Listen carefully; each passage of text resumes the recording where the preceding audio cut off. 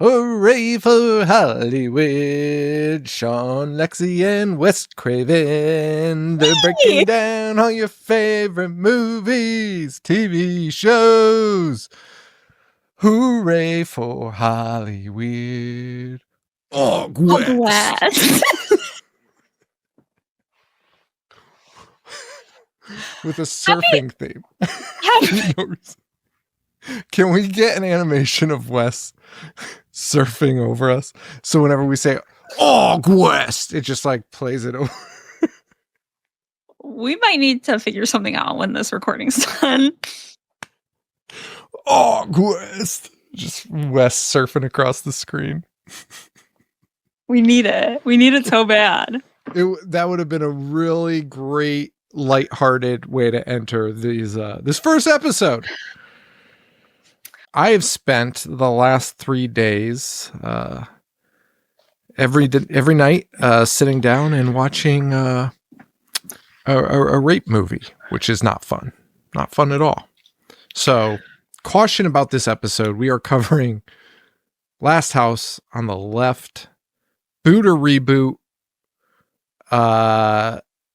and this really has a third movie involved in it. What is it? Virgin Spring. I am not familiar. First of all, I do have a question for you. Yeah. I'm saying this as someone whose Instagram is Cult of Craven. I'm saying this as someone who has Wes's signature tattooed on her leg. Is Wes Craven in hell right now? Listen, it's going to be a big topic on this episode. And no, probably not the future ones, because something happened where Wes finally was like, hey, I think I'm just going to be a normal old man now. But I want to just, well, yeah, you're right. But just to preface this, I think there's a lot of people that really like Last House on the Left. Is he sizzling? Happy birthday, by the way, Wes. Love ya. Happy birthday. Yes. Yeah. His birthday, August 2nd. I forget when this is dropping, but shortly thereafter. Died August 30th. 10 years ago. 10 years. Oh, shit. 2015. Yeah. That's crazy. So we're kicking this off with the boot or reboot on the Last House on the Left. We're going to talk about the original, the remake. What do we like better? We really should have come up with some categories to watchability, runtime. We should come up with different categories, but we can think about them on the fly and try to come up with them. Because we're so good at doing that. Yeah, we're great at that. Yeah. Just talk about yogurt balls. So what was I saying? Oh, I was talking about the Virgin Spring, which was made by I can't do anything right now. Ingmar Bergman made it, which we can get into that in a little bit. He made this movie in 1960, The Virgin Spring. I had never seen it, but I knew Last House on the Left was inspired by it. Hey, it is a full-fledged fucking remake of The Virgin Spring. Is it really? To a fucking T. To a fucking T. And The Virgin Spring took place in medieval Sweden. Oh. And guess what? Makes a lot more sense and is a lot more palatable because of the quality of the movie. Right. Like Ingmar Bergman, whether you like him or not. I mean, he is a Nazi, but like... Whether you like him or not. Well, that's like a new thing that's come out. Actually, what's his name? The Skarsgård, Stellan Skarsgård, like just came out about it recently and was like, hey, did you know that guy cried when Hitler died? He's like, he was a total asshole. But I don't think this information has changed the way people like talk about him. I think they still consider him like one of the best directors of all time. But interesting. Yeah. But anyway, he makes this movie, The Virgin Spring, to a T. And I'll go over it after we go over the original one. But the fact that they did not get a credit for that, like, how is this not a, what's the, when you take a script adapted, like adapted. It's not a remake. They don't get any credit for it whatsoever. And let me tell you what's hilarious ripped off movie. is I have a book about the making of The Last House on the Left. Did I look at it at any point in the last week? No, I didn't.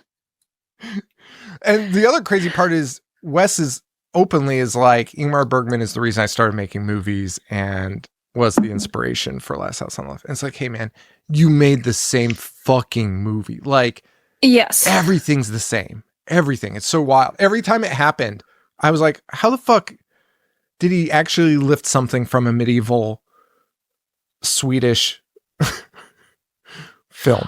What I want to know is how Wes wasn't like buried alive after making this.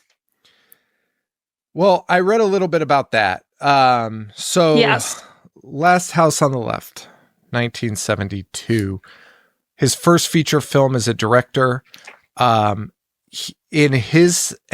is what he claims. He claims he did not know this movie was going to get a wide release, so he went crazy with it. And then when he found out it was going to a much larger reach, he got upset because he was like, that's not the movie I would have wanted everyone to see of mine. Well, hey, don't make it then, my guy. Yeah, just don't make it. And then don't repeat its themes in everything you do going forward. That's like, it's like the fucking lessons we learned about the internet. Like, everything you put out there stays out there forever. Right. And he was like, hey, let's do this. And yeah. And Sean Cunningham was like, sounds fucking great. So when I met Sean Cunningham at like a convention a few years ago, I had just gotten The Last House on the Left book. And the narrative that Wes wrote this movie in response to the Vietnam War is one that has floated around. And it is incredibly harped upon in the making of book. Like, goes into explicit detail about why Wes said that, him doubling down on it and saying that it's in response to the Vietnam War, the violence. I don't fucking know. I asked Sean Cunningham about it, and I was like, hey, this can't be true, right? And he was like, he did say that during shooting. Didn't make sense to anyone else except for him. Like, verbatim, that's what he said to me. Yeah, because guess what? You could have included the Vietnam War in like part of the story. Which, right. Fun fact, this movie desperately needed any semblance of a story. And again, I'm probably gonna get shit on for my views on this movie, but to me, it's not good. I don't like it. I feel hesitant to say that I enjoyed this movie, but yeah, I mean, and so fun fact, obviously people have asked us to talk about this movie forever with the horror show, and we couldn't because not a lot of joking to be made here, you know? Not a lot of joking. Well, on the other hand, there is, because like as soon as the movie starts, the dialogue between the father and daughter is so fucking psychotic. Oh no, it's actually, I mean, obviously besides the awful rape scene, there are moments that you can like laugh about, especially in Wes's version of it. I think that there's a lot of shit you're like, are you fucking serious right now? When the oh, sorry, what? Well, I was gonna say, I'll let you know, this was the first Wes Craven movie I ever saw, and it was the first movie poster I had on my walls that still resides in my movie room today. That's fucking crazy. Shot on location in New York City for 7 days. All right. Can we buy davidhess.com finally? Wait, why did we talk about that? Because he directed To All a Good Night. Oh, that's right. Wait, that's crazy. Can we buy it? I don't know. I'll have to dig into this a little bit later. Davidhess.com. David Hess also, I guess, didn't get along very well with the actress that played Mary on set. I can't imagine anyone has ever gotten along with David Hess, ever. Oh, I have a little bit here about him too, which a lot of people were like, yeah, he's really great. And then other people were like, he was fucking nuts. So where is it? Peabody recalled one of the characters was a method actor, and she's talking about Hess. So he was trying to live his part. He'd come after us with a knife at night, trying to freak us out. This was the guy with the dark curly hair, David Hess. He tried to play his role on and off the set. It was like, lock your doors and windows at night. You don't want him to come get you. I was scared. I thought this guy had been a killer at some point in his past. A glowing review of Mr. Hess. David Hess, there is something sinister going on about him. There always has been. Agree. Something is not okay there.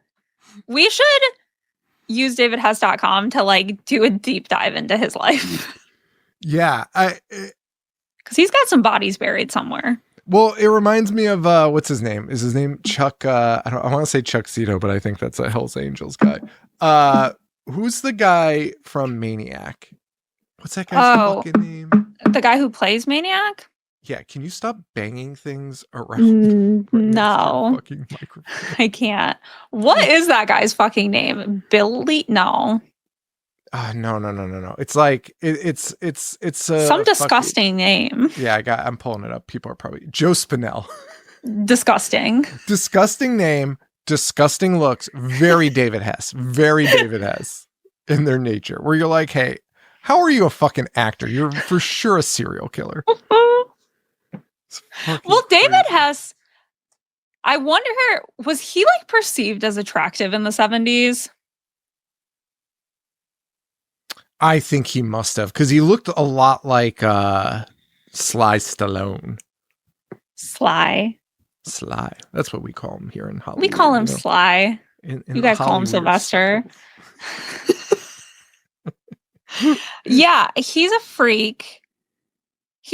They're all freaks. It's a weird fucking movie. Yeah. So Leonard Maltin awarded the film 1.5 out of a possible 4 stars. Martin called the film cheap and a repellent, but admittedly powerful, and for better or worse, influential horror shocker. And I think that is exactly the way I feel about it.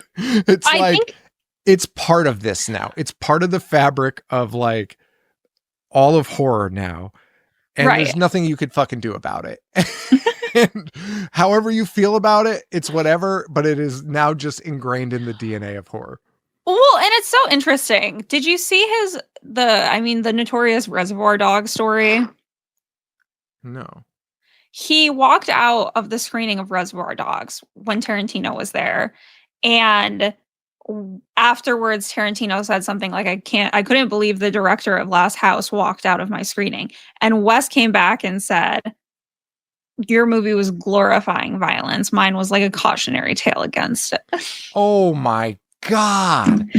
Oh my God. That's so fucking crazy. It is crazy. And I will ride or die for Wes. Like, I would save his life over yours any day. But a little weird. A weird take, especially given the trajectory of his career afterward. Everything he did was ultra fucking violent. Right. And so he claims that basically he was like, I was blacklisted, but then they let me make this other movie, and I had to make it like crazy because that's what I was. And he was like, and from there on out, I knew I was only allowed to make horror movies. And it was sort of like, well, you made what do you think's going to happen? And also you could segue out of that pretty easily, I think. It's when I was talking about it, the remake is like, and we'll get to that, is like a polished movie. Last House legitimately feels like a snuff film. Yes. I just wrote a paper for one of my classes. My essay topic was shock cinema. And I referenced Last House on the Left in it because it's just like, this movie is disgusting, especially in like 72. It's crazy. It's so fucking crazy. It had a $90,000 budget and a $2 million box office, which is also crazy that it actually took off. I did not realize that it had taken off like that. I thought it was just a kind of an underground thing. There was something you were saying about Wes, though, that I was going to bring up. But yeah, he wrote and directed this. And this is his brainchild, and I just don't understand totally what what he was thinking. And then to go on and make the desert freaks, or The hills have thighs. The hills have eyes are the desert freaks. These are the woodland freaks. Yeah. But yeah, to do the hills have eyes and to include that again is like, what the fuck? Sean and I have discussed this for years. There is a recurring theme in Wes's movies that I don't think ever gets a spotlight shown on. No, and it is weird, and the porno background not really helping. Not helping his cause at all. No, nope, not even remotely. And yeah, because I mean, I think we've broken it down because there's movies where you're like, well, what about this one? And it's in there. It's like secretly in there. They'll just like throw in a rape in it. And you're like, hey, what? Like, what the fuck? Like even Freddy Krueger, we don't even need anything else. Like he's kind of like, alluded to as a pedophile kind of thing. And hey, that's enough. That's all I need to know. Burned alive. And then they're like, and by the way, his mom was raped by 1,000 maniacs. And you're like, oh my God, what? Dude, people under the stairs. This dude had issues. This dude had fucking issues. This guy did have issues. But wouldn't you love to know? I am on a mission. And you know what? Whatever presidential candidate takes this stance, I'm voting for him. Well, should it be all people or celebrities? I want their sex lives made public. You have my vote. After they're dead. You have my vote. You can just be like, okay, let's see what was up with Wes. And then like be like, holy mackerel. Because do we think he was a freak or do we think he was just a normal guy? I get normal guy from him. So do I. And it's pure missionary. Everyone, literally, everyone you and I have ever spoken to, like on this show about Wes, and it's just the same story. Everyone he had the sweetest demeanor. He was like an English professor, and sometimes there is like a little sinister undertone to that. With him, it's like he just liked watching birds. Like I don't think he was like a sick sadistic freak on the down low. I don't think he was attending any freak offs. He was definitely not freaking off. I do have a freak off joke for later, but oh god, not a personal freak off in the movie freak off. No, yeah, that's what I was. Oh god, no, it's not like that. It's not about that. Yeah. So let's be very clear. That's not what I'm going to make a joke about. That's crazy. That would be nuts. No. I wish I didn't even say that. Okay, perfect. Beautiful. Woohoo. All right. So 1970s, you got Mary. She's going to a concert with her friend. They get picked up by wandering the streets of 1972 New York City, a war zone, being like, which is true. It was like a fucking war zone. You should Google videos if you're not from the area. It's fucking crazy. They're literally flaming tires rolling down the streets of New York City. Unreal shit like you've ever seen. But these two young girls are out there going to the Bloodlust concert where they really want to fuck them for sure. But heard that. They go to they're walking around and they randomly happen to ask Junior for drugs. He brings them upstairs where they are immediately scooped up by this crew of ex-cons that escaped. This crew of Kroogs. His crew of Kroogs. However, do need to cut you off real fast and go back a little. The movie starts with the father being like, no bra, and like pulling at his daughter's nipples. Yeah, no. And also the police officer who is there for exposition for some reason, just to say their name out loud and be like, a 17-year-old girl lives here. And then randomly ends it with, got a nice ass though. And you're like, what the fuck? What? No, stop there. What? Crazy start to the movie does set the tone. We'll give him that. Certainly sets the tone. But every single time I rewatch it, I like forget about the interaction between the father and Mary at the beginning because it goes on for so long also. It does. It's a very, well, that's another thing in this movie I noticed was every scene goes on forever. Yeah. They're Yeah. all so long. Also, I will say, I watched this on one of those free streamers, and it is fucking insane to have a Venus razor commercial that is specifically about pubic region razors during this movie. I was like, hey, I've never seen that out on my TV once until I watched Last House on the Left. And I was like, your fucking algorithm is fucked up. That's fucking crazy. Also, girls, if you didn't know, I've heard online that it's full bush summer. This is what I've heard. Full bush summer. So get out there and don't buy a Venus razor blade. Don't buy Venus razors. Boycott. Boycott them.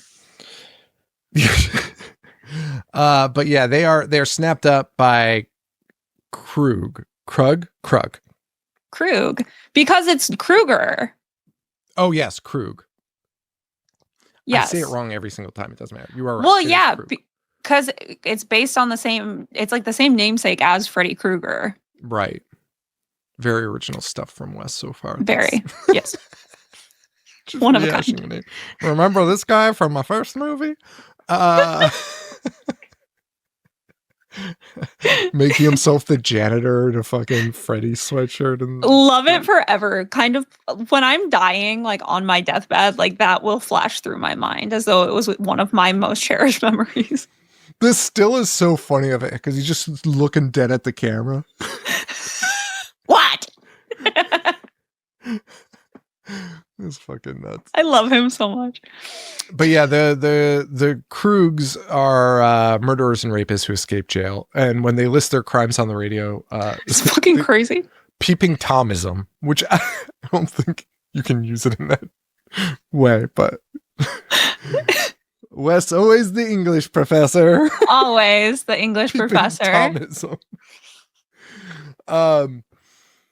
But the other crazy thing about this movie, and by the way, I realized I remember nothing about this movie. Nothing. Like, it was crazy. Every scene was I was like, oh shit. But the juxtaposition between the fucking weird, happy jazz music, like the Benny, what was that guy's name? The Benny, rickety sax or whatever the fuck it's called. It's like playing that. And then you get this juxtaposition between them stealing these girls and abusing them and that music and the parents setting up for a birthday party. And you're like, right. Whoa. Yeah, you don't, it's everywhere. You don't know what's going on. And what's crazy is I watch this every year on August 30th because it's release day and that's the day Wes died. So like, it's just my tradition. I am always stunned by this movie every single time I watch it. And now when you're making a movie like this, my first thought is like, okay, so you want to make a movie, right? To get famous and make another movie, obviously. It's not like you're doing this so you don't ever have to make a movie again. Your goal is to continue making movies after this. Mm-hmm. Yeah. Now, are you going to choose a deranged rape film to do that? Probably not. Probably not. So maybe that wasn't his reason. So what's another reason to make a movie? To become famous and popular. This movie's not going to do it. You're not going to win many people over with it. No, you're not. Next one would be an artistic vision. Why would you make a movie like this? Okay, I have this artistic vision of this, and I'll read some like an Ingmar Bergman quote about his movie later that kind of alludes to that. But I don't see art in this movie at all. I really don't. And it was so crazy to watch the movie he stole it from and be like, oh, like that's actually like an art film. Like it's thoughtfully made. And you're like, wait, Wes just wanted to be Ingmar Bergman so bad. He just was like, I'm going to throw my name on this. And well, yeah. And I had seen this for the first time before the remake even came out. So like when I was first seeing it, I love a fucking revenge movie. I love I love a revenge movie. And at the time, I was like, oh, this kicks ass because of that. And then the remake comes along and does it so much better. Okay, so I think your ballot has been cast for the boot or reboot. What are you're booting it, huh? Well, guess what? You're 100% correct. You're 100% fucking correct. Well, and it's interesting because I was just having this conversation with T. Diddy, is like, there are these movies that, like, think of The Last House on the Left remake and think of the I Spit on Your Grave remake. There are movies that cover rape and like revenge and are supposed to be revenge flicks. But in my opinion, the I Spit on Your Grave remake is like nasty. Like there is something about it that's like you're wanting people to like get their kicks off from this, like or their rocks off from this. Last House doesn't have that feel for me at all. I agree with that.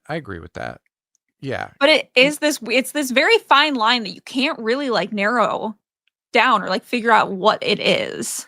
Yeah. And my other issue, and I've talked about this on the show in the past, because I just hate fucking rape, anything.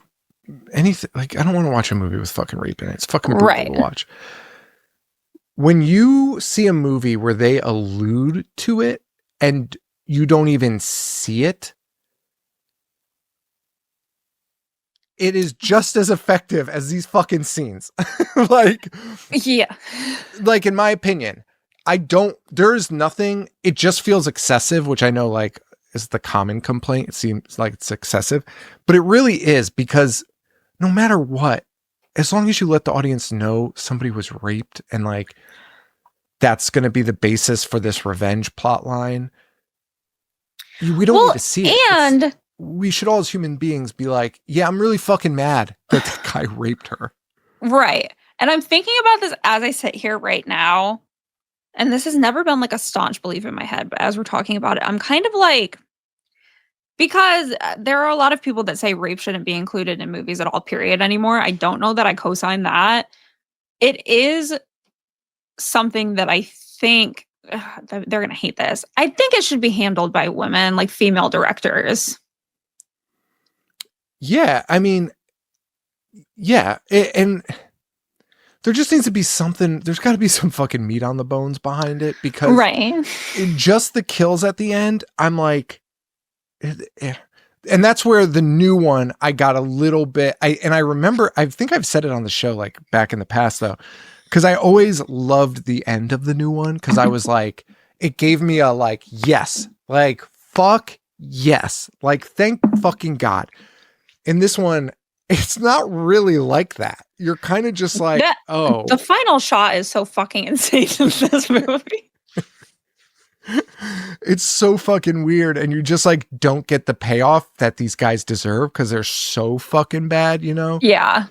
I don't know. I just don't totally, I think you're a better filmmaker. I was telling this to James recently because he was writing a book and it was in school and they were like, where is this going? He wrote Last House on the Left too. That would be nuts. No, he wrote this like horror book. It was like kind of goofy and it was fun. It was really good. I really liked it. But there was like a lot of like weird imagery that he was putting in there, like violence and stuff. Yeah. And like he alluded to it, which was good. But I was like, hey, that's still not going to fly. Like, I know they said no R rating, but like, that's not going to fly. And like, I pointed out to him and I was like, like guys like, Stephen King and other artists, like they made you squirm without showing you everything, without telling you every detail. Like, crazy thing to say when Stephen King wrote about a child orgy in it. Well, I know, but I was using that as an example for him. He doesn't know yet. No, it is. It's so. It is so weird though, because it's like there is space in filmmaking for like if a woman is writing a movie about like a personal experience I can see it benefiting from like a graphic rape scene because it is her story to like get across, and she really wants to like illustrate what it is. This with like two dummy cops is like, what are we doing? It's fucking true. It's fucking true. I had a note in here. Well, so in the Virgin Spring, it is very artistic. It's very artistic. There's like themes of nature and the rape scene is brutal because it's fucking rape, but it's not like these movies. Yeah. And it's so fucking well done that you're like, and he had something to say. And what I think Wes tried to do, and the remake still couldn't even do, was like showing like the cycle of violence where it's like, is revenge actually good? Because yes, Wes's and the remake, they both, I don't know, they make it so bad that you're like, I would not feel even a little bit remorseful for those people. Right. You know what I mean? And not remorseful for them, but like, you know, I wouldn't feel bad ripping their head off or putting their hand in a garbage disposal. Like, I wouldn't even think, even after the fact, I'd be like, yeah, for sure deserved that. Yeah. Whereas like Ingmar's is like, okay, like you could see like this guy dealing with what he had to do because of what he saw done to his daughter. Now, in the Wes Cravens, you have these four people with Junior, right? Yeah, 4. Yeah. You got the 4 baddies. They end up killing Mary, taking some of her stuff, including a necklace, going to a house, pretending to break down. They do not realize it is Mary's parents' house. They find the necklace. They overhear them talking, and they discover that these are the killers. In the Virgin Spring, there are 3 little woodland mutants who do the same thing, kill her, take her clothes, run away, end up at a house where they're like, hey, we got these really nice clothes, because it's medieval time. They're like, hey, we got these really nice clothes. Do you want to like buy them from us? And it's revealed that they had killed their daughter that they had been waiting up for all night. That's fucking crazy. Isn't it fucking nuts? And it's crazy that like I haven't heard about it. It's so fucking crazy. As I was watching it, I was just like, wait, how is this the exact same movie? Like, as I was watching it, I was gonna text you and be like, would you do this for me? Oh yeah, for sure. Okay, cool. I thought so. I was gonna say, would you and my sister do this for me? Yes. My mom and dad. Yes. They also in the Virgin Spring, the youngest one is the good one. They're like, oh my God. The innocent one that's just kind of has to sit there and watch and can't really do anything. It's crazy because like even in the remake, now we're just blurring the lines and fucking talking, but Junior in the original one is such a disgusting freak. Well, yeah, he's fucking strung out. Dude, disgusting. So it's like, yeah, you kind of get that he's trying to, I don't know, but still fucking kill him. Like, I don't know, this guy fucking sucks. Dude. In the remake, he's still not like a cute kid, but they cast like a, I guess, more attractive-ish kid who is like more redeemable. Yes. But still, even when I was watching it, yeah. And it's like, in the remake, I'm almost more sympathetic to him. But then when I think about it, I'm like, no, this kid would be getting fucking his throat slit too. Oh, yeah. So my very last note for the remake, well, no, not my very last note. I shouldn't say that. But like towards the end is about how Justin, the younger one in the remake, dies. And I was like, I mean, this is good, right? Like, what am I supposed to feel bad? Like, I don't. Because he fucking sat there like a fucking chump. So in the version I watched, he did not die. I watched the uncut one. So did I. Yeah, he dies. Or does Not he in the one. survive the poker to the stomach? He's on the boat driving away with him. Oh, is he? Yeah. Oh, I thought they killed him. Maybe That we could be watched different versions. No, because also the uncut version's only 3 minutes longer, which is funny.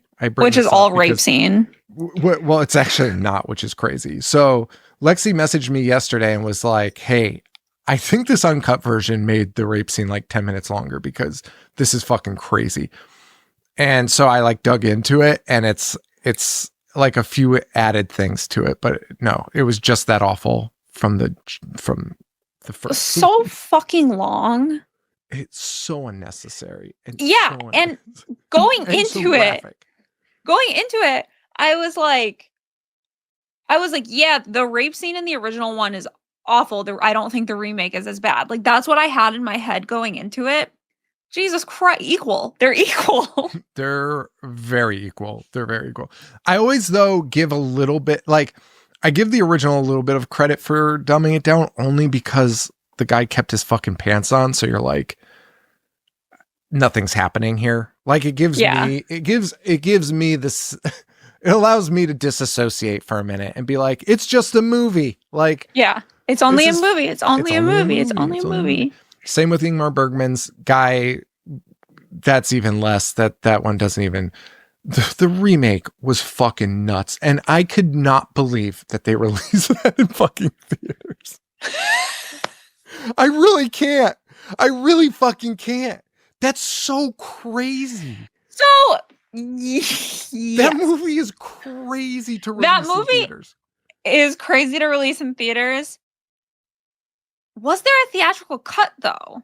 There must have been. There is, yes. So here's the thing. Like, you take out the fucking 40 minutes of rape in that movie, you got a pretty fun movie. You have a solid cast. Yeah. You have, like in this one, in the original, you're with the parents, but, like, in the remake, you're, like, with the fucking parents. You know what I mean? Yes. Yeah, well, because they put a story in it. Like, there really is no story in the original, and I know I'm going to get bashed for it, but there really isn't. It's just, here's the parents, here's the girl, here's why the girl's innocent, here's why the parents are going to be devastated, here's the fucking Krugs for a long time just Kruging it up out there in the fucking sticks, and you're just like you're just kind of, there's not a lot of grass onto except the revenge for the rape. There's no other, like, yeah, that's devastating. In the new one, like, you feel the parents. Like, you really feel the parents.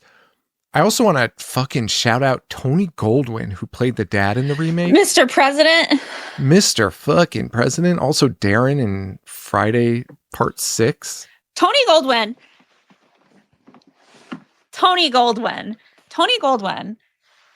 Boy, does he take up space in my heart. I am so moved by this man. I love him so much. He played the president in Scandal, a Shonda Rhimes show, for like 8 seasons. So every time I see him, Mr. President, every single time he comes on the screen, I hit that. He's just fucking great. And, like, he's awesome. He's great in everything he does. But there is a very, like, it almost seems like innately paternal thing about him. There is. That makes him so fucking good. He's a dad. He is a dad. He's born to be a dad. He truly was. And he's great in this. And what I really liked was, with him being a doctor, it allowed him to, like, mute some of the emotion in it. Like, right. Because you think about it, it's like, what would you do if your daughter died or was, like, raped and killed and you found her fucking body on the porch? Like, you know, you'd be in hysterics or whatever. And it just made perfect sense for him to be level-headed because they show him in the emergency room. Like, he is just, like, in go mode. And it works really well in that movie. Tony Goldwyn. I don't know what these fucking parents are doing here. They're just like... They're throwing a birthday bash. Oh, and remember the dream... By the way, there's a dream sequence in the first one that I forget about, and I'm always like, I hate this. We get to go to a Krug dream sequence where he's dreaming of the dad chiseling out his teeth. And I was like, oh my God, I don't remember this scene. It's a fucking dream. And I was like, damn it. And then you get the real kills at the end and you're like, This sucks. This sucks. He like just slices Krug up with a butter knife and it's fucking over. Or was it the chainsaw? Did he chainsaw him? Yeah, I think he chainsawed him. He chainsaws him. But yeah, for sure. Like, and we have had this conversation so many fucking times on the show, just about remakes. The Last House remake really did just sculpt a kind of like a blob of a story. Yeah, for sure. No, they pulled it together a lot. For sure. They made characters that you were like, and again, like sort of like the Junior versus Justin thing, like you did sort of feel a little bit more for Justin, which was, I think, the intent. But just because like they gave him a little bit more, like Junior was just a fucking ribbit. I get so mad every time I see that. Yeah. Also, I will give the mom credit in the original for just talking about how small that guy's dick was while she was pretending to fuck him. Yeah, she was throwing jabs. Queen and icon. Dude, the scene of her biting off his dick, her head is like... Go piranha. Dude, it's fucking crazy. Thank God they were like, in the remake, they were like, hey, we're not doing that again. I was waiting for it. I was so excited. Monica Porter would never. Monica Potter. Anyway, that original one does end with the Sadie and Krug, a psychotic theme song to use for this fucking movie. Well, it's also played as they are putting them in the trunk of the car. Sadie and Krug. Sadie and Krug. One of Lexi's favorite songs, with which the is psychotic. Collingwood brood. Can you imagine also being the artist where they're like, hey, these are the characters. This is what the song, like, can you write a little ditty about this? And they're like, fuck yeah, sure. Sounds great. Like, sounds like a fun movie. And then they see the movie and they're like, you have to take this song out of this fucking movie. It's David Hess.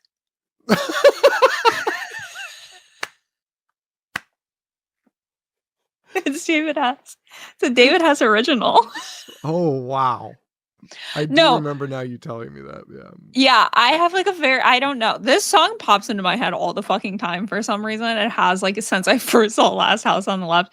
I feel like fucking like 4 or 5 years ago, whenever Sean and I like first became friends, I would just like sing it sometimes. 100%. It really is just like in my head. But it's so fucking crazy. Was it your ringtone for a while? No, that would be psychotic. Wait, that's so funny. Wait, I'm changing it. That's my ringtone now. Fucking nuts. So anyway, yeah, Wes, like, and the chicken truck. Oh, the chicken truck. Why is that in there? And by the way, Wes's comes in under an hour and 20 minutes. So props to Wes. Give your claps up to Wes for that one. Thank you for doing it. Thank you. Yeah, we appreciate that. That's your only positive in this one so far. So that's not true. Yeah. It's not even his best work. I mean. Well, what is your thought on, for as fucking weird as the opening. Listen, I wasn't alive in the 70s. I don't fucking know. I don't think dads were just like grabbing at their daughter's breasts. However, who knows? Maybe. I mean, the bra thing was a thing in the 70s, like the whole like the like freedom. There was a term for it, but women were burning their bras at the time. So I think that's kind of what it was about, but I don't know why they just hung on to it for so long. It's so long. Like, your nipples are out. But it's like, just, and that is that the only fucking interaction you get between the three of them? It has to be. Yeah, there might be like another one at the house, but I don't think so. Well, they talk about like going and hanging out with Phyllis and being like, that's a bad seed. And that's like it. But it kind of does establish like a the relationship between the three of them kind of effectively, where it just seems like it seems like a close, like laid back family. Yes, for sure. Another weird thing, which was a prominent theme in The Virgin Spring, was like this wealthy person, right, is who they target. Now, in The Virgin Spring, again, it makes a lot of sense for them to include it for part of that story. For this one, they like kind of just randomly drop it, being like, "Oh, she's got money." It's like, but then that's never a part of it. That's never like, let's go get the money at her parents. Like, that's not the thing. And then in the remake, when they start talking about their other house, Sadie in the remake is like, "You have more than one house?" And they're like, "Oh, calm down, Sadie. You're going to blow our cover." But again, it's like not really mentioned. So they're not doing anything for money, but they keep bringing it up, which is weird. And again, in The Virgin Spring, it was like a prominent theme, which was effective, but it was a weird addition to add to these, but especially the original, because they could have grasped on anything and they were just like, yeah, throw it out. Fuck it. Yeah. And the kills in the original are just like so silly. They are. Dude, the organs, I did not remember them pulling out fucking intestines in that movie. That was fucking weird. That was weird. They were deranged. In the But like, I get it. I like the deranged attitude more than I like the remakes, like sadistic. What's the word? I guess just sadistic is all I could think of. Like, how do I coming from the parents? No. Coming from the Krugs. Yeah. The Krugs in the first one are more like, they remind you sort of like The Hills Have Eyes mutants a little bit. You're like, oh, these are gross. These aren't even humans. Like, these aren't people. Like, these are monsters. And in the new one, though, you're like, oh, there's people in the world that are like this. Definitely. I know what you mean. This is fucked. And it kind of like, that really fucking sucked. Yeah. Remake, $15 million budget, $46 million box office. A cast, an unreal, unprecedented cast for The Last House on the Left remake. All you'd have to do is screen the original and you'd probably be like, do not associate my name with this. I don't want to be anywhere near this film, but thank you. Thank you for your thoughts. But then again, when Wes is on to produce, which he produced this film, I feel like you might do it. You get a call from Wes. Yeah. You're probably just going to do it, right? Like, you kind of have to. Yeah, and I'm curious, if only I had done research. You know, this was during the remake boom, 2009, right smack dab in the middle of it. Yep. Last House, given its impact and influence, for better or for worse, it was ripe for the picking to be remade. Oh, for sure. For sure. No, I agree with that. It's just, I feel like we can go in a different direction with it. I feel like we can go do something unique with it a little bit. Well, they kind of, I don't know. Yeah, they do. All right. You got Tony Goldwyn as the dad, literally in everything. Monica Potter as the mom, who is Poe's wife in Con Air, fucking babe. And so Allison Gordon in Saw. Oh, yeah. In those like 3 scenes where they're filming her from like the other building. And a pig's hiding out in her house. Garrett Dillahunt as Krug. Have you ever seen him in Raising Hope? No. Okay. Well, you should watch. I feel like Raising Hope, if you ever started it, you'd be like, it'd become your personality for a little while. Because it's very like in our realm of The Middle and Roseanne. It's very much in that area. Okay. But it's a sitcom and he plays the dad and he is the goofiest, like most loving, nicest dude in the world in that. And when I'm watching him in this, I was like, I hate every second of this even more because all I can think of him as the dad is from Raising Hope. But he's been in fucking everything. Again, and Tony Goldwyn's been in everything. Garrett Dillahunt's in everything. He's going to be in the new Lantern show. Aaron Paul is a Krugite. a crew guy. He's a real crew guy. He Breaking Bad, obviously. Spencer Treat Clark, who also constantly working. Town That Dreaded Sundown, Glass, the Weird Al movie that just came out. Weird. Salem's Lot. This remake. is Justin. Yeah, Justin. Yeah, I feel like he is in everything, and I have to look him up every single time I see him. Same.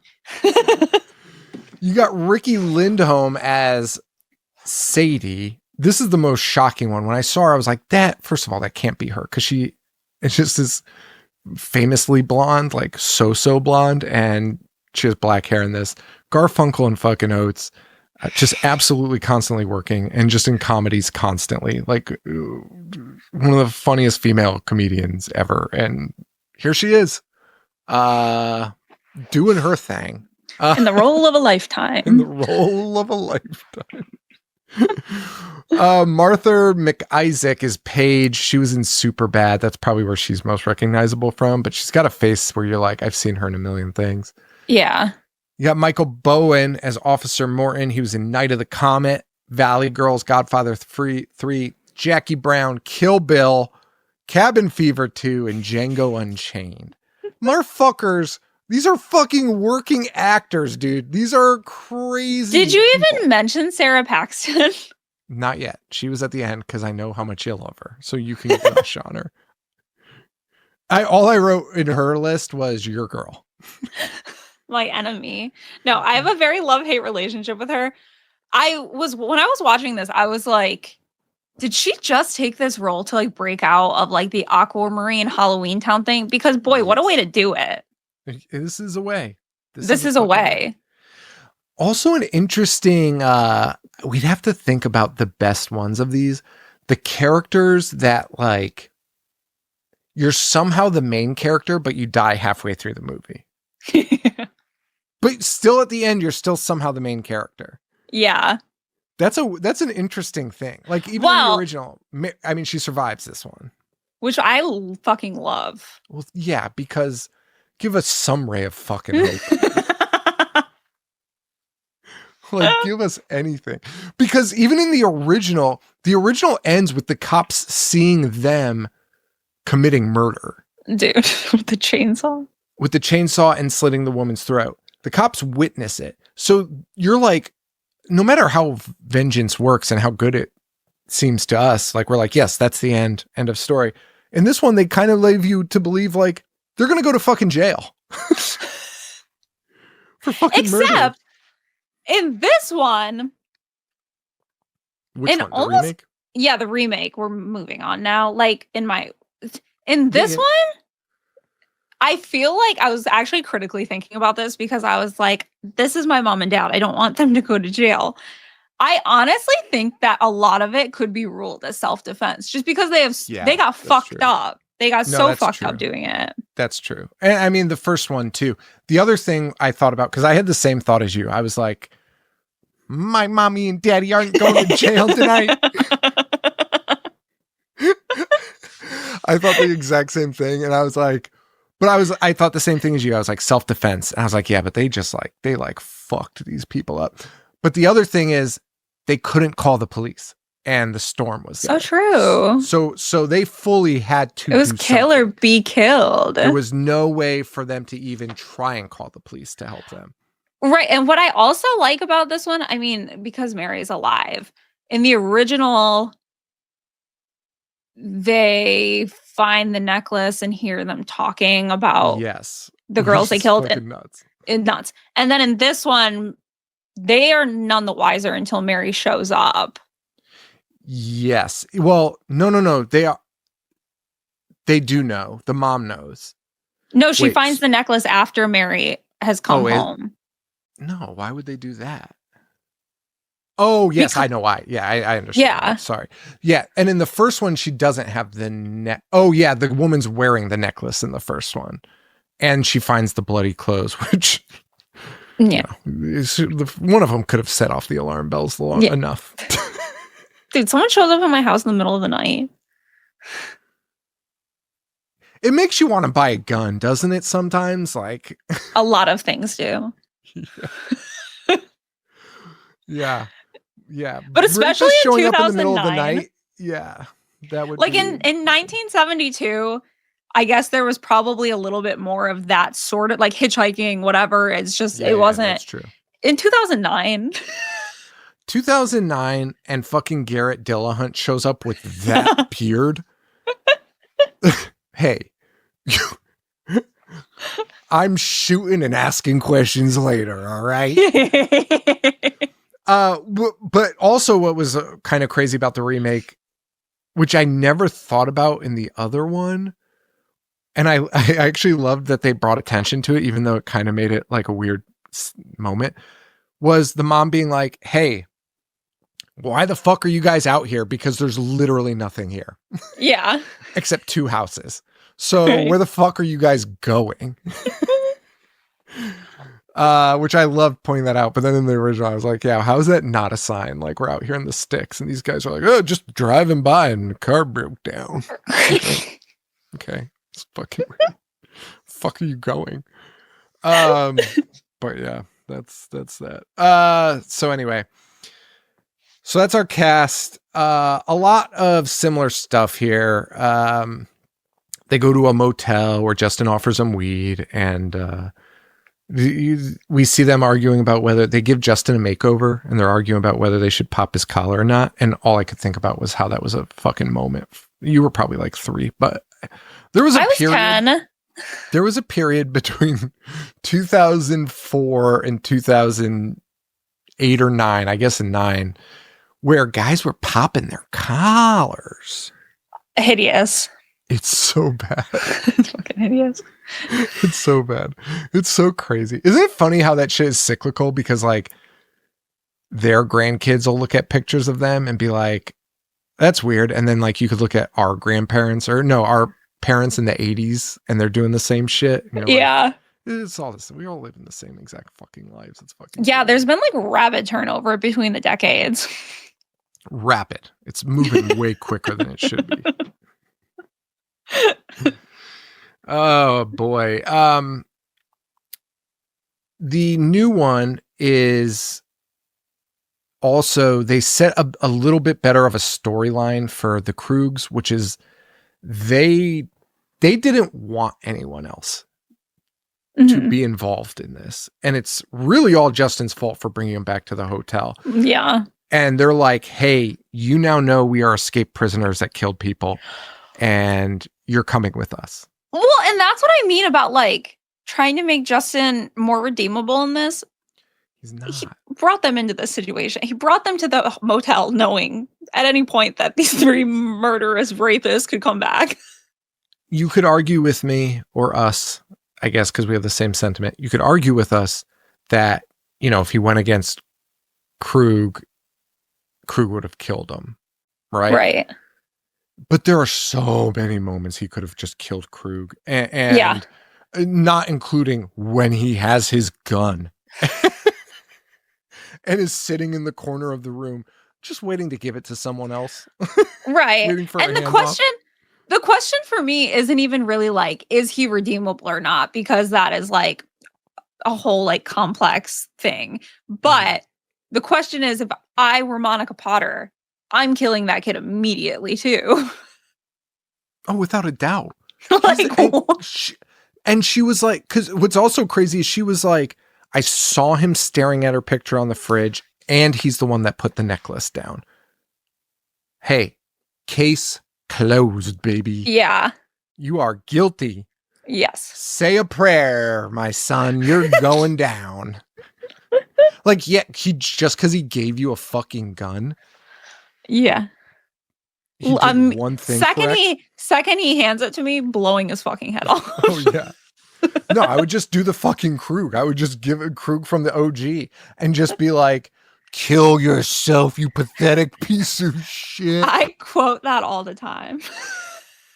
I feel like I quote it to you. There was something, I'm actually not going to say what it was regarding, but I was texting you once about something, and I was like, if this ever happened, I would be Krug in Last House on the Left. And then I started elaborating and you were like, hey, and I was like, I want you to put the gun in your mouth and blow your fucking head off. And you're like, yeah, I knew what you were talking about. You didn't need to elaborate. But like, yeah, I don't know. Also, Tony Goldwyn, Monica Potter, too good for this world, too pure for this world. Too pure. And Sarah Paxton, also great in it. I don't know how I think Joe and I talked about this in some movie we did. I would never be able to act in a scene like that. Ever. In a million years would I be able to fucking get my head in a space to pretend to do that. Right. It's so long. It's so long. And think about the shooting. It probably was like 3 hours of shooting. And like, I mean, for a graphic fucking rape scene like that, I'm sure there was something more akin to like what we know as intimacy coordinators now, but that wasn't like a common theme in movies at all. It was not a thing back then. I think the thing that she looked out on was that Wes Craven was involved and Garrett Dillahunt seems like the nicest guy on fucking earth. And thank God that was the case. And that you weren't doing it with David Hess, who, by the way, has a quote about holding her down during that scene and being like, she couldn't do anything anyway. Yikes. Yeah, it's fucking nuts. And people are like, yeah, he was really like rough on her in the shoot. But him and Wes were buddies. And you're like, you know what's something? Fucking Christ. You know what's something I do love though, and like, what's the girl's name in the first one? It's Phyllis. What is the girl's name in the second one? Paige. Something I really do like that stands out to me as like impactful in both of them is that when the Krugs are like gonna go rape the Mary, in both of them, the girl who is like had sex before has like been out and like done more is like tries to direct their attention at her so that Mary like doesn't get sexually assaulted so that they do instead. And that is like so impactful to me every single time. And it makes me so sad every single time. Yeah, it's super fucking sad. It's a real fucking bummer. I know. I love that we chose this for an episode. We were like, can we even do an episode on this? But it is interesting in the sense that we're talking about Wes this month. And this is his first movie. And, you know, it's a weird fucking movie to talk about. And, you know, I don't know. It's yeah, there's just rewatching the first one today. Again, it's just like there's so much of it where I'm like, Wes was a sick man when I watch it that I like don't think of him as otherwise. Fucking freak. He really is.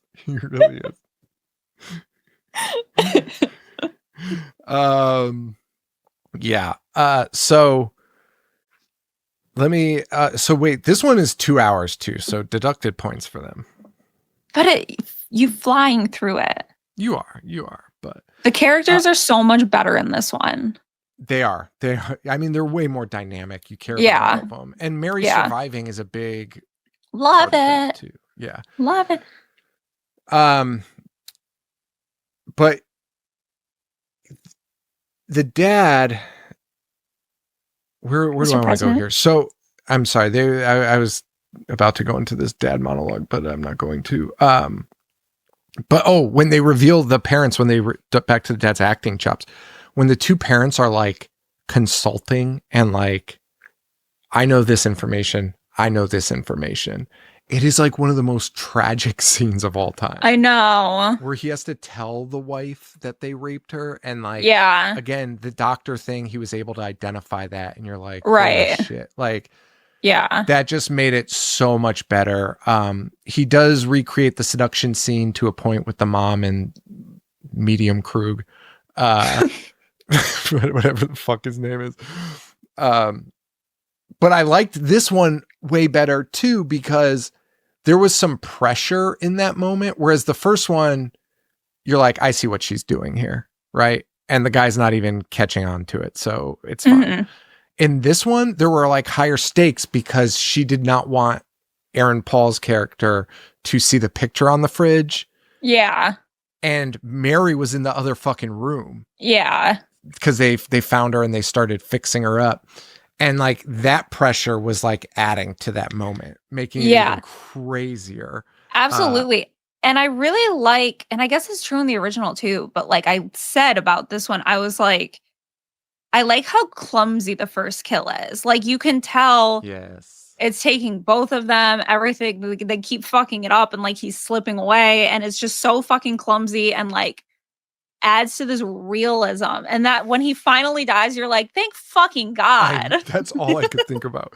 She stabs him in the back with a knife and I'm like, that's cool. And then he's just alive still. And you're like, yeah, I guess that's probably what would happen if you got stabbed with a steak knife. It's like, you're not going to be like, oh, I'm dead. Like, and he's just fine. And he's like, I'm going to fucking kill you. Like, and that scene was awesome. Dude, the parent power in this one is so sick. Just I know. Teaming up, drowning a motherfucker, and then chopping his arm up in the garbage disposal. It doesn't get better than this. It doesn't get better than this. And in the original, they're all staying in the same house. I like in the remake that there's like a guest house. Yes, agreed. Which not to go back to it, but the Virgin Spring was a guest house also. But that one's sick because, dude, and the mom's even empowered in that one too. It's sick, even though it's medieval days.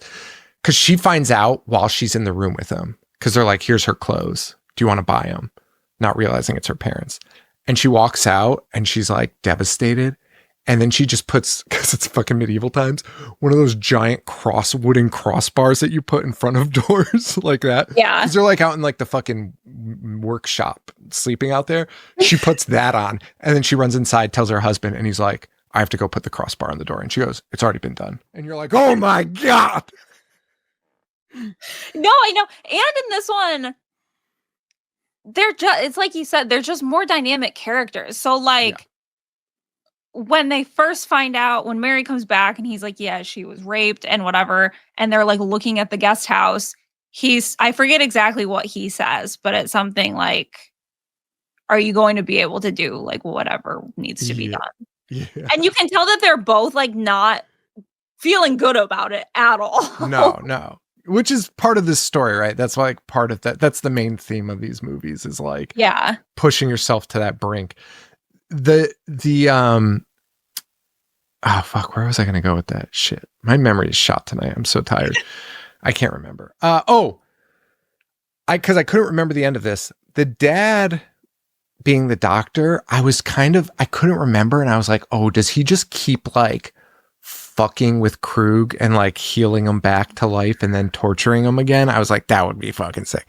It doesn't happen. And not to again promote the only movie I ever promote on here, but I Saw the Devil. That's what he does. It's pretty fucking great. Pretty fucking cool. He keeps putting him back into a hospital after he knocks him out. And the hospital heals him. So he could torture him more. That movie fucking rocks. Anyway, that's a revenge movie, baby. So he survives the stabbing. They fucking put his arm in the fucking garbage disposal. And then the dad just with the fucking claw of the hammer, baby, to the skull. Nothing more satisfying than that. A+. Just the best. It's so good. And I think the remake is much better at handling like it's not like a slow acceptance of the parents being like, yeah, we're fucking killing all of them, but it kind of is. Oh, it is. Like, yeah. And I think it handles it much better. Yeah. Whereas like these are just normal fucking people who, and like I don't have a kid, but yeah, I can fucking, you're in the middle of fucking nowhere. You just found out these people that are in your house raped your daughter and tried to kill her. It's like, yeah, we're fucking killing them. There's literally no other option here than to fucking kill them. Yes, 100%. 100%. And you know what else I liked about this one too? Was so they kill that guy and then they go into the other room and Justin has the gun. And they get into a fight, end up shooting Sadie in the eye, which is so good. Sick, right in the fucking eyeball. A+. But what I really liked about it was like they were fucking scared. They seemed to have so much power the whole movie. And which is like what the not a common theme, but like what they say about rapists, right? It's like a power thing, but they're actually like the biggest fucking pussies in the world, like biggest fucking losers. And they did it in the movie in a way where it was like you think Krug is like fucking powerful, like at the apex of his fucking powers. Right. Like, you're like, he's gonna fucking just murder these people. And as soon as he finds out that these guys are trying to kill him, a mom and a dad, he jumps out of a window to escape.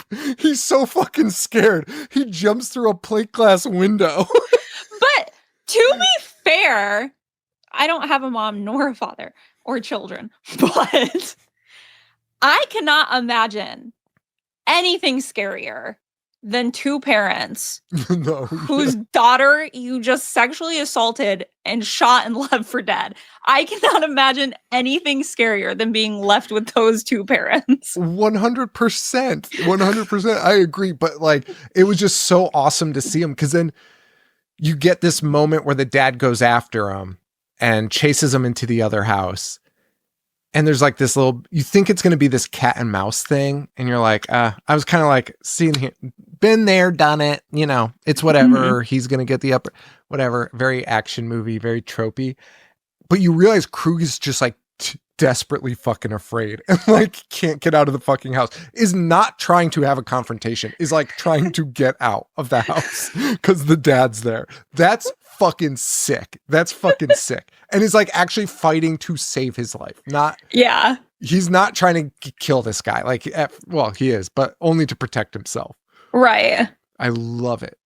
It's so good. And I want you to beg for your life. You motherfucker. I was just about to say that. And you fucked it up. You didn't even deliver it right. Oh, what is it? Hardest fucking line. And unfortunately, he gets the dog shit beat out of him right after he says it. Yeah. But I want to hear you beg for your fucking life. And you're like, woo! And then he just like gets fucking like beat up. He gets fucking dropped. He gets fucking dropped. But Justin shows up with a gun, threatens to kill him. Krug stabs him with a fire poker, which that's where I was like, I mean, we're good with this, right? If he dies here, everyone's fine with that. Yeah, we're all good. And then the mom shows up and we get the fucking beat off freak off here where mom and dad, that was my joke. The beat off freak off where mom and dad just pummel this fucking guy. It was like the end of Death Proof. Around the car where they're just punching him in the face. That's what it was. It was just like hitting him with a frying pan, going to the dad who like fucking punches him in the face. Yeah. It was fucking sick. They just beat the piss out of him. It's fucking crazy. They're smashing his head with a fucking fire extinguisher, like just beating this guy to death. Oh, wait, how do they? Oh, because it's the brother. Never mind. It's like a little different dynamics here. But yeah, Monica Potter, I keep saying that. Monica Potter and Tony Goldwyn, most mom and dad energy. Oh, so ever shown on film. Which, if we're going to talk about mom and dad energy, a mom and dad might save the kid that gave him the gun. I don't have that in me. I don't think so. Well, I mean, you have it. It is a little like the dad is a doctor. His job is to like save lives. Yeah. You know? Yeah, that's true. Yeah, I wish they still killed him. So do I. You get this weird ending though of them leaving on a boat, and it's this very bizarre, kind of artsy fartsy ending with like scenes of trees and water. And I do believe that is like a call to Ingmar Bergman's Virgin Spring, because it's very heavily influenced by nature. Like nature is a big theme in the Virgin Spring. So I think that was kind of his way to be like, a tip of the hat to you, sir. I know that Wes stole this from you, so I bid you adieu. Here you go. No, and remake... then we get the first Marvel post-credit thing. Marvel stole it from Last House on the Left. Dude, it's fucking crazy. And it's so funny because I always forget about this. And I watched it with T. Diddy and he was like, I fucking love that. Like, that's the best. It's a little silly to me, but like, yeah, it's great. I remember up until rewatching it, I was like, this is the best fucking scene in movie history. They fucking get that guy. To me, it wasn't the payoff it used to be when I was younger. I was like, oh yeah. I was like, this is, because at first he's like cutting him. He's like tied to the board, very Dexter style, if you Yeah. And he's cutting him, and I was like, oh, is he doing like death by 1,000 cuts? Because that would have been sick if he just like kept him chained up and alive in his fucking summer house and was just like, honey, I'm going to take the boat out, and then would go over there and just like cut him up a few times and just fucking bounce. Like, oh, fuck. But he's not. He was just trying to wake him up with it. And then dad did paralyze him, which is fucking awesome. I guess my issue is the movie is 2 hours. The movie's 2 hours. Extend the torture scene for the rapist. Yeah. That's my only thing, and I think that's where they're lacking in the revenge in both the original and this one, is the payoff is just like, yeah, but that guy fucking raped and killed your daughter. Like, yeah. I don't know. I feel like we could do a lot worse. I would be doing a lot fucking worse. Right. I'd be going to the Salem Dungeon Museum and stealing all the fucking tools out of it. I'd be like, hey, I got to make a quick trip to Salem real fast. I'll be right back. Well, but it does. I guess that happens after the fact. But the fact that Mary is alive does make it like different, where it's like, yeah, we got to get her to the fucking hospital or something. That's actually a good point. Yeah, that's a good point. But it's so funny. Like, obviously, you'll never know because you can't see it. And I am just such a fan of Tony Goldwyn's and have been forever. Like, he's just such a great actor, and I wish he got more respect. Like, I don't think anyone's disrespectful towards Tony, but he is so fucking good that I think he legitimately should be a household name. And I don't think the movie would be as good if you had anyone else cast as the father. Yeah, I don't think so either. But the weird thing about guys like that is I feel like they do get, guys and gals like that, is they do get their respect. Like he is the guy, no matter who you're with, they'll be like, oh, I know that guy. You know what I mean? Yeah. Like, he is that guy, which is maybe sometimes better, you know, like, cause he's not going to be an international movie star, but it's better than like fading out of obscurity, just working nonstop. Yeah. Love him. If I were at like, I were at the Oscars or something where they're medical professionals, I'm sure, but I'm at the Oscars. Something happens to me. Someone stabs me or something. I'm like, find Tony Goldwyn. That's what I would say. Because he's so damn convincing in this. And then, because imagine if you died, the police would be like, why did she say find Tony Goldwyn? You would send Tony Goldwyn to jail. You'd be like, I have no idea who that is. I don't know why she said my name. Your last words, find Tony Goldwyn. If I die before you, and I'm like, we know I'm gonna die, make sure those are my last words. Can we make a meta movie? It's gonna be meta though. Okay. All right. That's the plot. The plot is you die and your final words are find Tony Goldwyn. You die at the Oscars. Tony Goldwyn's there. You die, you say, find Tony Goldwyn. We then go on a very fugitive-like-esque movie, like The Fugitive, but with Tony Goldwyn playing himself in the movie. Be like, I did not kill Lexi. On the fucking water pipe or whatever the fuck that was in The Fugitive. That's so fucking funny. Oh my god. Remake so fucking good. Main gripe with it, you didn't have to make the rape just as long as Wes's. Did not, for sure. For sure. Did not. Didn't need all of the visuals. Didn't need all of the ripping and tearing of clothes. That was too much for me. Too much. Yeah. Yeah. I saw The Fugitive when it came out on video, so it would have been in 1993 or 1994. That makes me 8 or 9. My parents should not have shown me that fucking movie at 8 or 9. Richard Kimball being arrested for the murder of his wife. I'm pretty sure she gets her head smashed in with like a magic 8-ball or something. Yeah, I think so. When I think about The Fugitive, what the fuck is his name? Neil.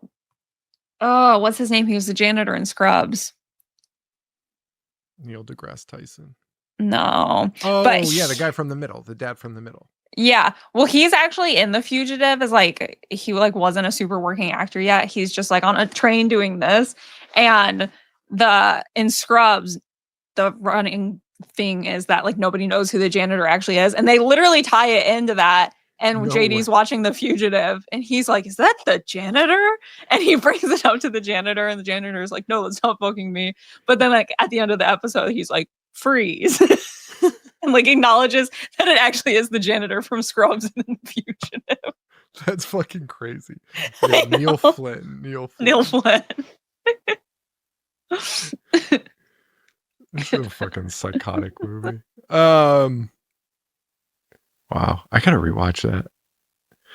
Anyway, Daniel Roebuck is in it. Our boy from Rob Zombie lore. All right. Anyway, he ends it with paralyzing him and putting his head in a microwave and his head explodes. A+ ending. So we going boot or reboot, baby? I think we're rebooting this one, right? We're going reboot for sure. Well made. Definitely better. And not to discredit Wes, but you know, and it got him in the game. So no harm, no foul. A lot of foul, but shout out. Extremely foul.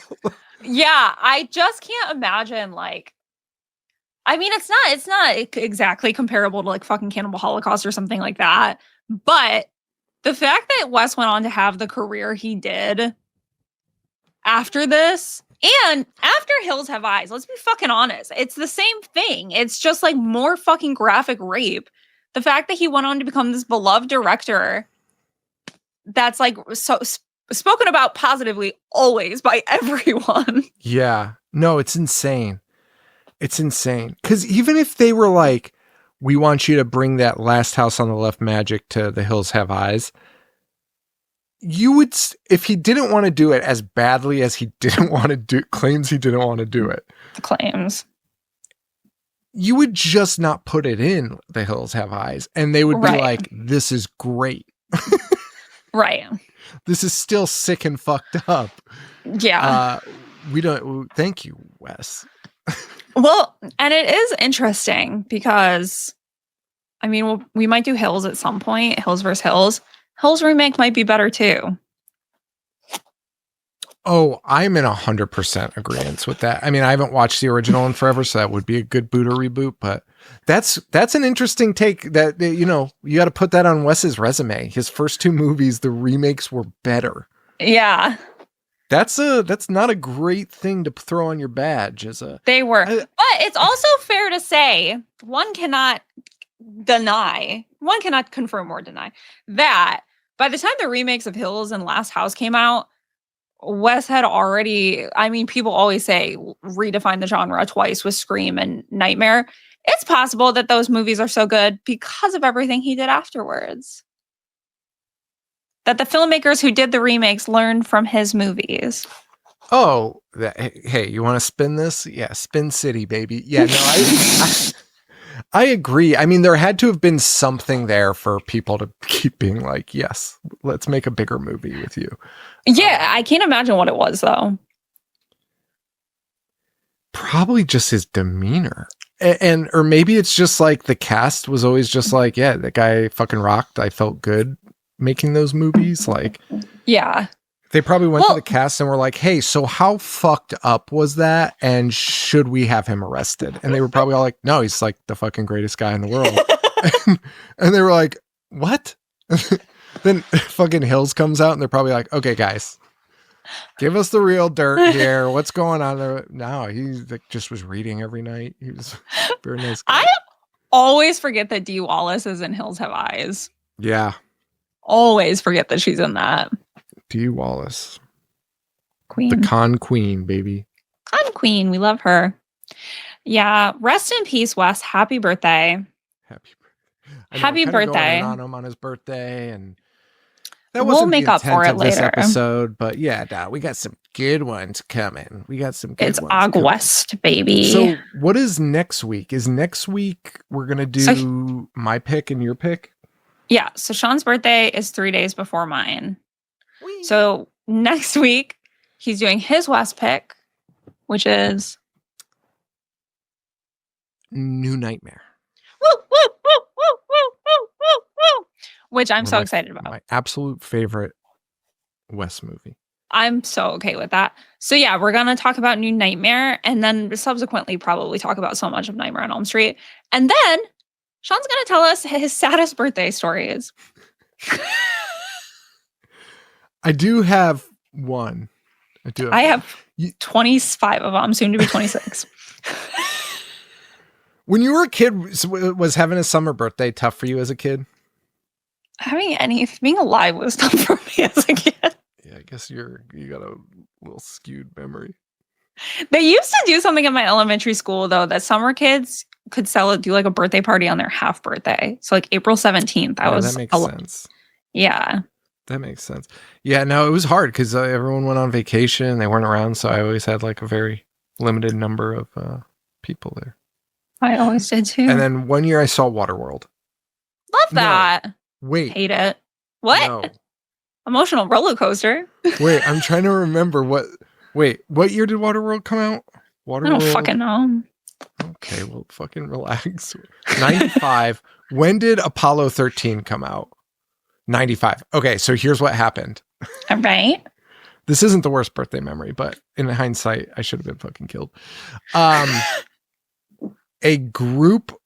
was with a group because I had friends in different grades because I went to transition. So I had older friends and then friends in my grade, and they were both there, and we were going to go to the movie theaters to see a movie, and it was between Waterworld and Apollo 13, a movie about astronauts that get stuck in space. And the crowd was split between what my friends wanted to see, and I chose Apollo 13. Because it's your birthday. But it was just because my bestie wanted to see it, and I got convinced, and I saw Apollo 13. Waterworld was the right choice, though. No, I'm so excited because, are we negative people? Ugh, fuck if I know. But birthdays are so fucking miserable. Birthdays are the fucking worst, and I feel like that is a universal opinion that birthdays just fucking suck. It's not universal. Are we sure about that? I know so many people that are obsessed with their birthdays and are like, see, I'm obsessed with mine in that's what I do. But that's just because I was neglected as a kid, so I make people pay attention to me now. But every year on my birthday, I'm like, this sucks. Everything about today sucks. I feel like shit. I just want it to be the next day already. But it is you get the text. It's my birthday week. You should buy me this. I send those texts to everyone every year on my birthday. All the freak off participants. There's just one now. Shut up. That's true. But no, birthdays are the fucking worst. I have so many bad stories. I just spend my birthday alone, so I've kind of reclaimed it, taken my power back. Because I have my own birthday tradition now that I just kind of do by myself. Yes, that's the move. That's the move. And you know what? When you get a little older, a little wiser like me, you realize, well, actually, it's only just because I have a child now. I've learned to embrace my birthday for him, because a birthday is not about me celebrating it. You know what I mean? It's about other people celebrating it. Can you call my mom? Tell her this? Yeah. No, in theory, birthdays should be fun, but they're just fucking not. Yeah. Not a fan. They're not. Maybe if I have a kid one day, I'll start liking it. No, you don't like it, but you do it. Because I just wouldn't do anything. And I'd be like, I don't want to do anything. I just want to be I love getting presents. I don't love opening presents in front of people at all. My mom and I have a tradition that Name it. my mom and I have a tradition that morning of my birthday, whatever she got me, wrap it, leave it on the table. I'll get to it when I get to it. I do not want you around while I open it. That is the honest to fucking God truth. I will pull her down here right now and she'll tell you that. I'm not opening anything in front of anyone. Yeah, no, I like that. That's fair. I know, I have to get your fucking birthday present. I have to get yours as well. Oh, wait, I already know what I'm getting you. Is it 20 different things and I'm going to love all of them? No, it's going to be one thing. Oh. It'll be a nice chunky one, though. I don't like that description. Well. Yeah. So. Chode gift.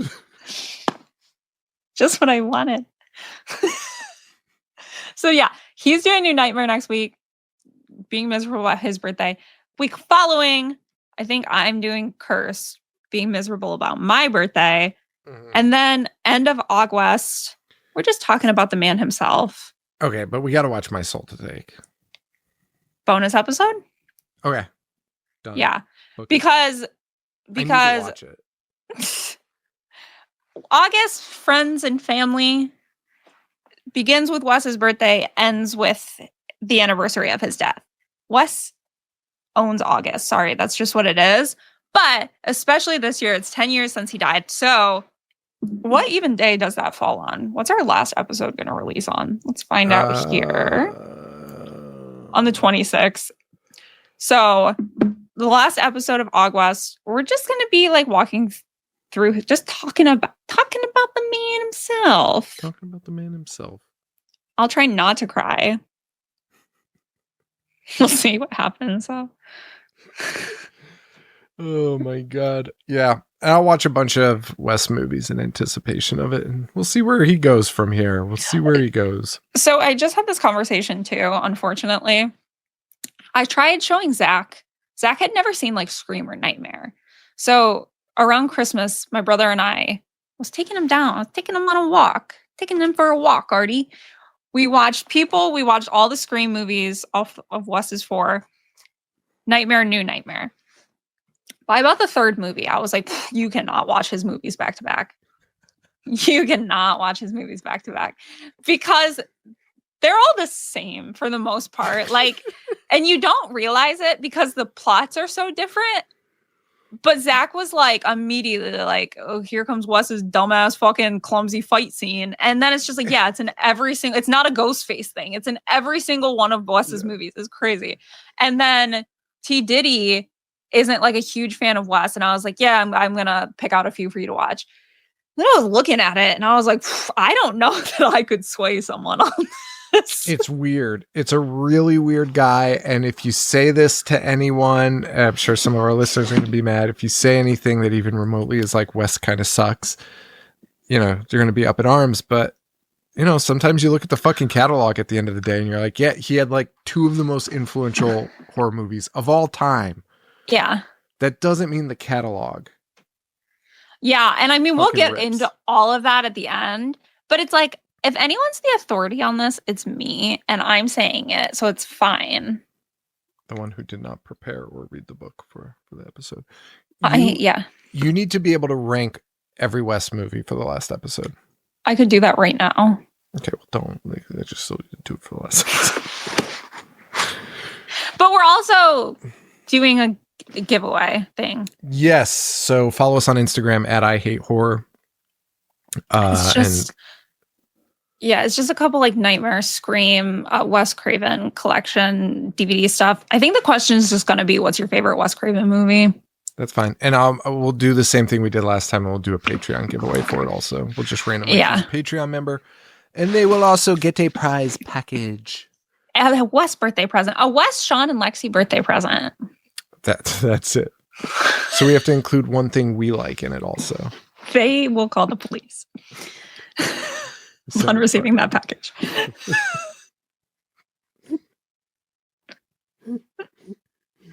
Oh man. Anyway, that's it. IHateHorror.com, Instagram at IHateHorror. If you want to support the show, patreon.com/IHateHorror. We got new stickers dropping. Yes. Before we go, I meant to ask you if you knew I've been thinking about this all day.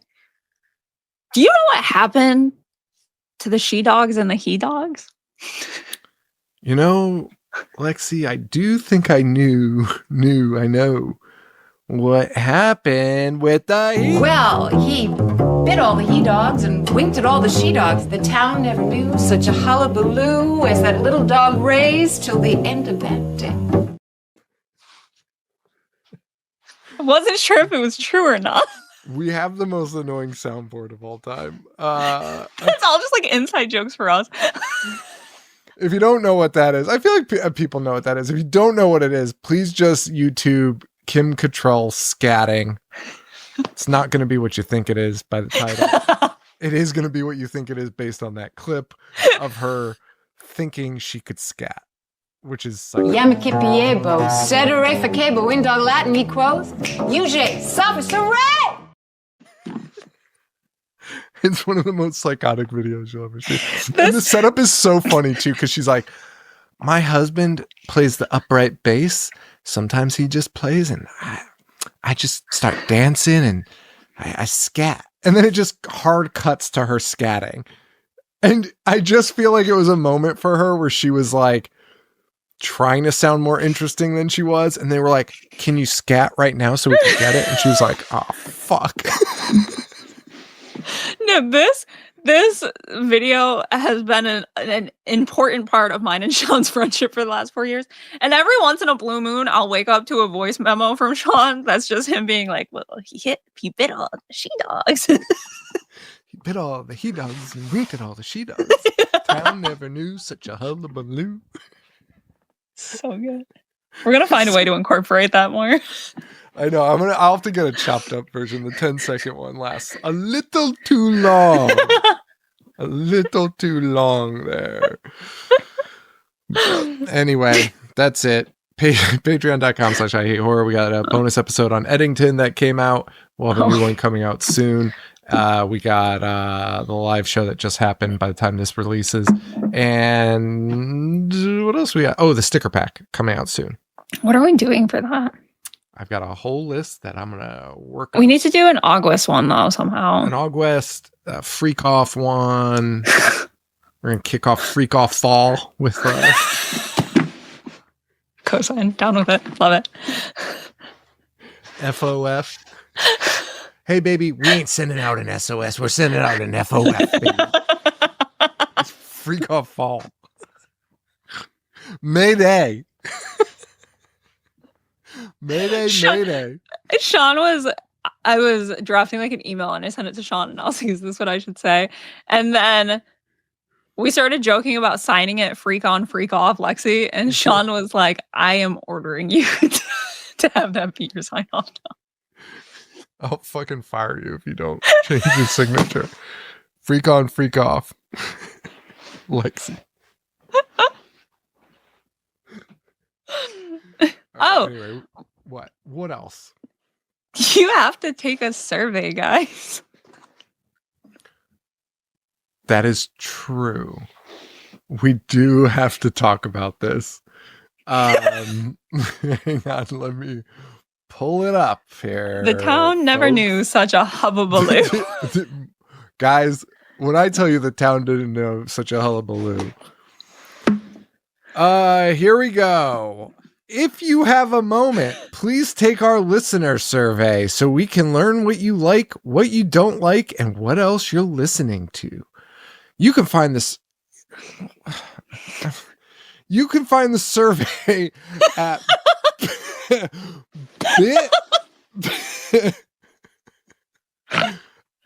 bit.ly. So that's bit.ly. That's BIT as in bit all of the she-dogs. Bit all of the he-dog. You don't bite she-dogs, you wink at the she-dogs.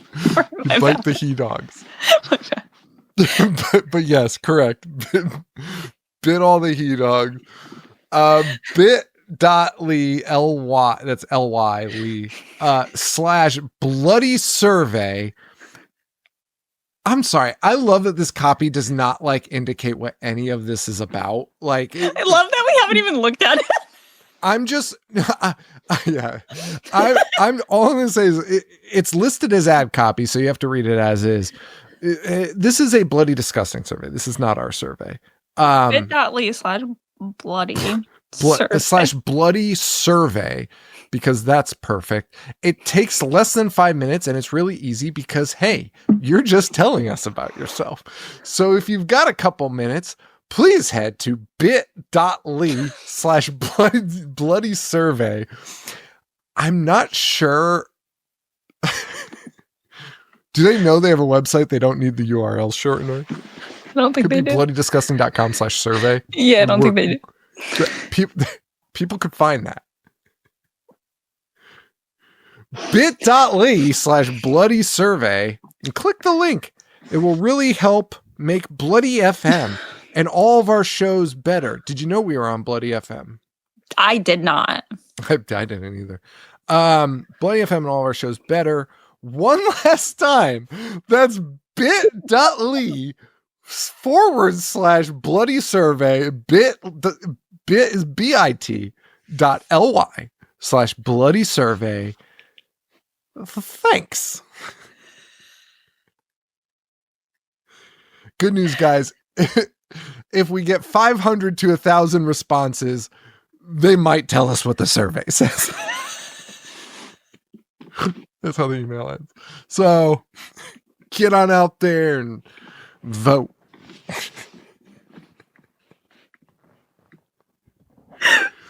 You can also ask them to pay us a little bit more if you want to do. You can also ask them to respond to our emails. That would be fucking fantastic. While you're on there, just type it out. There's an option for more comments. Yep. And anyway, this will be our last episode on Bloody Disgusting. It's been a real pleasure. No hard feelings. Wish you the best in your future endeavors. You can find us at davidhess.com. Yeah. We're going to get future endeavored here in a second, so.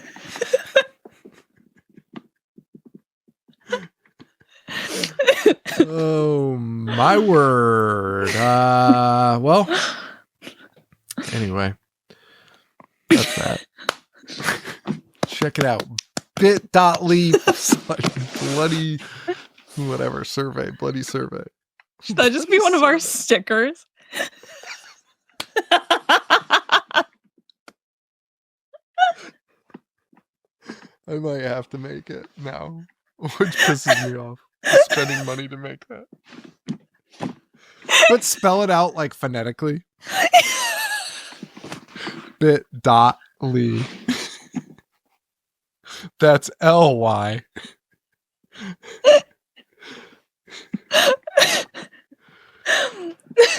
Okay. Well, anyway, go.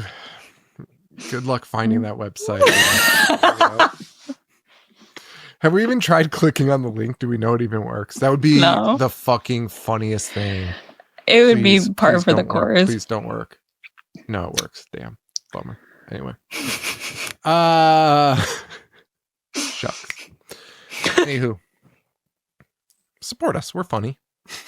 Sometimes. Depends on who you ask. Yeah. You gotta wait till the end where we really start chopping it up. Loosey-goosey. Real loosey-goosey. All right, everyone. Thank you all so much. Thanks to Lexi. And for Lexi, this is Sean. See, where do I put the freak on, freak off? Stay Hollyweird, baby. And then what do I say? Then I come back with another ending. Freak on, freak off. This is Sean. We'll have to workshop it a little bit. Yeah. So freak on and freak off. And for Lexi, this is Sean. No, that's great. Yeah. All right, give it to me in full. All you little freaks out there, freak on, freak off. And for Lexi, this is Sean. Stay Hollyweird, baby. It's beautiful. Love it. There we go. Nailed it. I'll forget it next week. It'll be fun.